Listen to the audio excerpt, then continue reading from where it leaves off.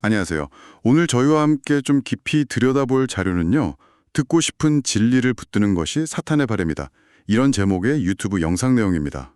네, 세상에서 벌어지는 여러 혼란이나 좀 안타까운 일들, 그 이면에 사실은 보이지 않는 영적 전쟁이 있다, 뭐 이런 주장인데요. 맞습니다.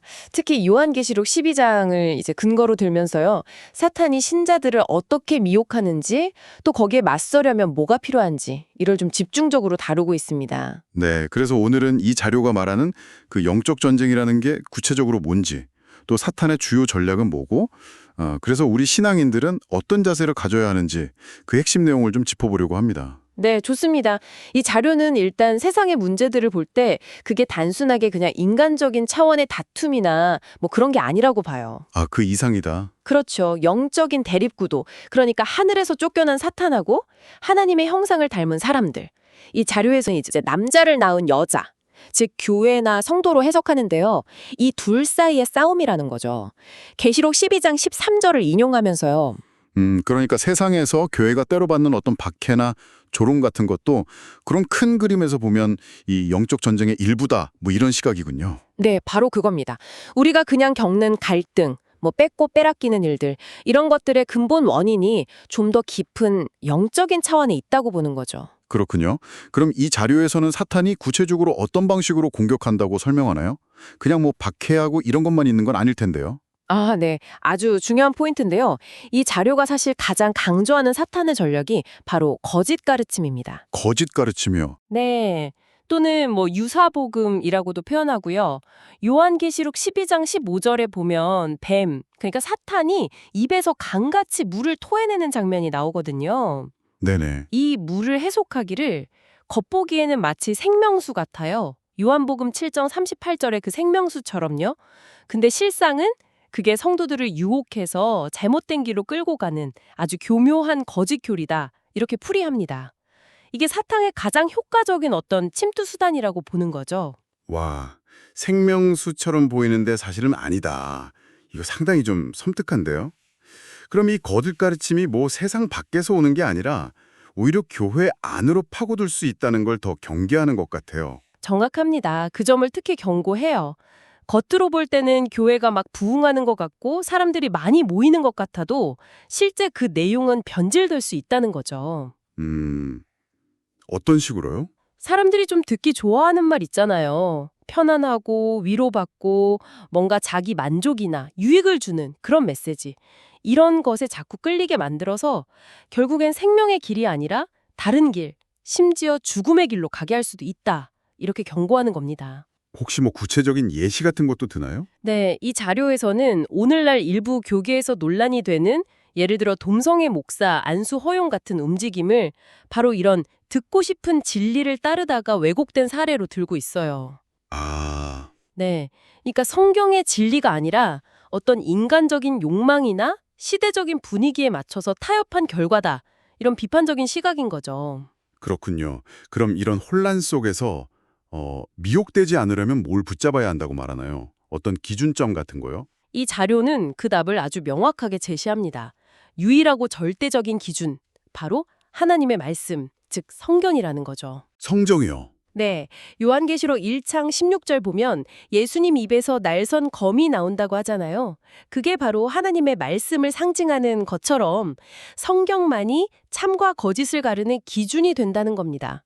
그래서 성경을 통해 하나님의 뜻을 정확히 아는 것, 이게 무엇보다 중요하다고 계속 강조해요. 하나님의 뜻을 성경으로 아는 것. 만약 이걸 모르면 혹은 멀리하면 어떻게 된다고 보나요?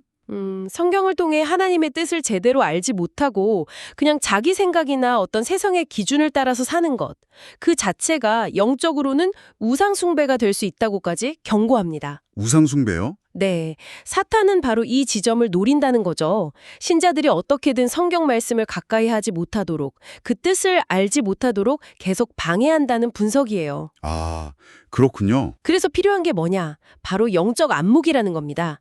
눈에 보이는 현상, 그 너머에 있는 영적인 실체를 분별해내는 능력이요.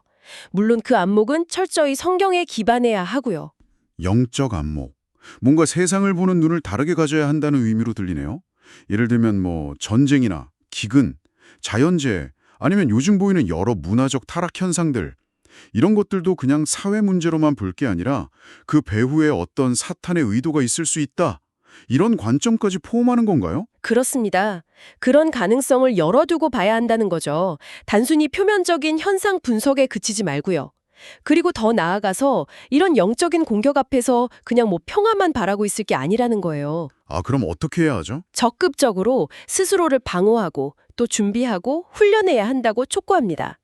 내가 원하지 않아도 공격이 계속된다면 가만히 있을 순 없잖아요. 스스로를 지킬 준비는 해야 한다는 논리죠. 여기서 준비하고 훈련한다는 건 뭐 싸우자는 그런 의미는 아닐 테고. 그렇죠. 뭐 물리적인 공격 태세를 갖추라는 게 아니라 영적인 무장, 즉 하나님의 말씀에 굳게 서서 분별력을 키우고 믿음으로 준비하는 걸 의미하는 거죠. 아, 네. 그러면서 하나님께서도 어떤 심판을 하시기 전에는 반드시 그 기준, 당신의 뜻을 미리 알려주셨다는 점을 강조하는 것 같아요. 뭐 아모스서나 신명기, 마태복음 구절들을 인용하면서요. 맞습니다. 그게 어떻게 보면 하나님의 공의로우심과 또 사랑을 함께 보여주는 지점이라고 설명해요. 심판의 기준인 그분의 뜻을 성경을 통해 이미 명확하게 다 계시하셨다는 거죠. 그러니까 나중에 가서 아, 몰랐는데요. 이렇게 핑계댈 수 없다는 겁니다. 기준을 미리 알려주셨으니 네. 그렇기 때문에 성경을 배우고 또 가르치는 일이 개인의 신앙뿐 아니라 공동체의 운명에도 정말 필수적이다. 이걸 다시 한번 강조하는 거죠. 기준을 알아야 제대로 준비할 수 있으니까요. 네. 오늘 살펴본 내용을 좀 정리해보면요. 이 자료는 세상의 여러 혼란들을 영적 전쟁이라는 틀로 해석하면서 특히 교회 안으로 스며드는 듣기 좋은, 그러나 잘못된 가르침의 위험성을 굉장히 강하게 경고하고 있습니다. 그렇죠. 그리고 그 유일한 해법이자 기준은 결국 흔들리지 않는 하나님의 말씀, 즉 성경이다. 그래서 성경을 붙잡고 영적인 분별력을 키워야 한다. 이렇게 촉구하고 있네요. 네, 맞습니다. 그래서 이 자료가 어쩌면 청취자 여러분께 궁극적으로 던지는 질문은 이거 같아요.